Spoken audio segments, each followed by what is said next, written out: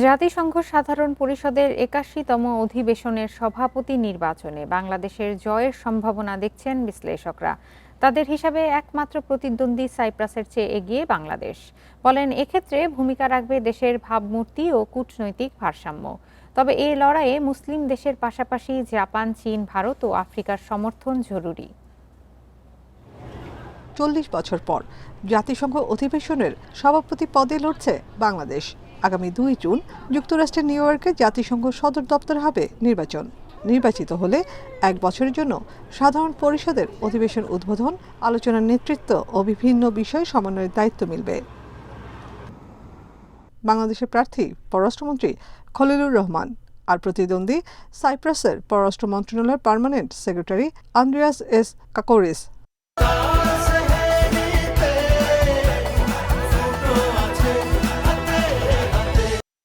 এবার Asia Pacific থেকে নির্বাচিত হবে জাতিসংঘের সভাপতি। ভোট দেবে জাতিসংঘের ১৯৩টি সদস্য দেশ।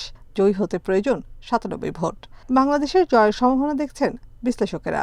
সাইপ্রাস আমার মনে হয় না অত বড় প্রতিদ্বন্দ্বী, সেই হিসাবে যথেষ্ট আমার মনে হয় সম্ভাবনা আছে, কিন্তু কমপ্লেসেন্ট হওয়া ঠিক হবে না। একটা গুরুত্ব ব্যাপার এই কারণে যে নতুন সরকারের জন্য ভাবমূর্তির একটা বিষয় আছে, এবং এগুলো আবার ইনভেস্টমেন্ট অ্যাট্রাক্টও করে, কিন্তু এর মধ্যে একটা পলিটিক্যাল ইকোনমিও জড়িত আছে।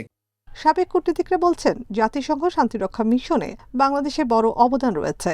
অনেক উন্নয়নশীল দেশের সঙ্গে ঢাকার কূটনৈতিক সম্পর্ক ভালো। অন্যদিকে সাইপ্রাস ইউরোপীয় ইউনিয়নের সদস্য, তাই অনেকটা পশ্চিমা নির্ভর। ফলে ভোটের হিসেবে এগিয়ে বাংলাদেশ। তাদের কাছ থেকে আমরা সমর্থন আশা করছি।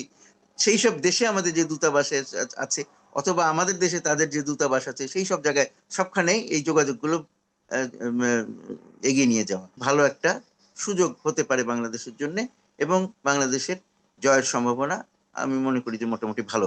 এর আগে ১৯৮৬-৮৭ সালে জাতিসংঘের ৪১তম সাধারণ পরিষদের সভাপতি হয়েছিলেন সাবেক পররাষ্ট্রমন্ত্রী ও speaker Humayun Rashid Chowdhury. Nafida Daula, independent news, Dhaka.